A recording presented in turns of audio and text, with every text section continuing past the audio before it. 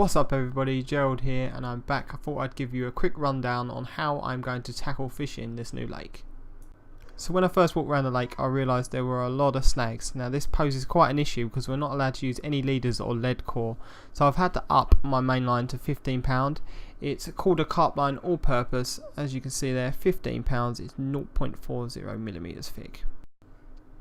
I also knew that in the summer weed can be quite an issue, so I am looking at using chod rigs, but for now, while the weed hasn't grown because we haven't really had the weather for it to grow, I'm going to be still using my bottom bait rig and a slightly modified wafter rig. So anyone that's watched my previous videos will know that I like to fish with bottom baits and keep it very simple. What we have here is a size 8 Calder swivel and a piece of anti-tangle sleeve. This is all tied with IQ2 £15 fluorocarbon. As we go down to the hook end, you'll see we have a size 8 Calder wide gape hook here, and it's just hair rigged on.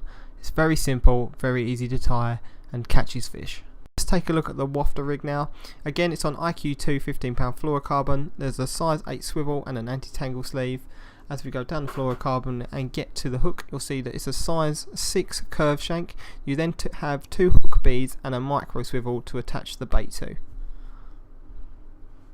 So to attach the bait to the hook, you're going to need some bait floss.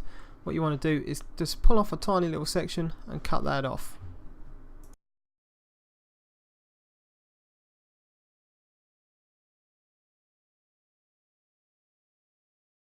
So once you've got a small section cut off, what you need to do is take the micro swivel that's on your hook and thread the bait floss through.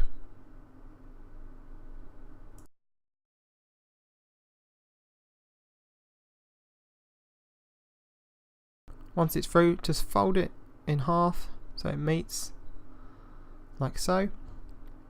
Then what you're going to do is take your bait which is already on the bait needle, you're going to hook the baiting needle onto the floss and then pull the floss down and through the bait.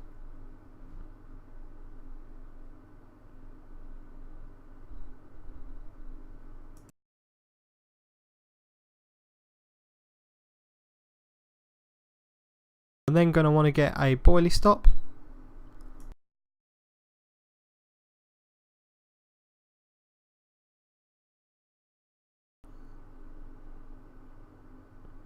You're going to want to split the floss, put the boilie stop where you would normally put it through the loop of your hair, and just tie 2 simple little overhand knots. Now for the purpose of this video I didn't have the time to tie the knots as I knew that I would be taking this straight back off, so all I did was twist it around.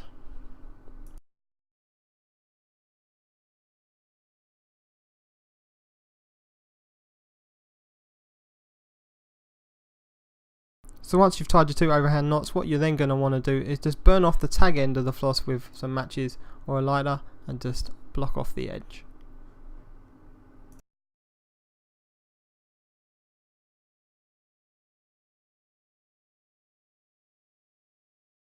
As you can see, that will then seal the end and keep the bait on quite nicely.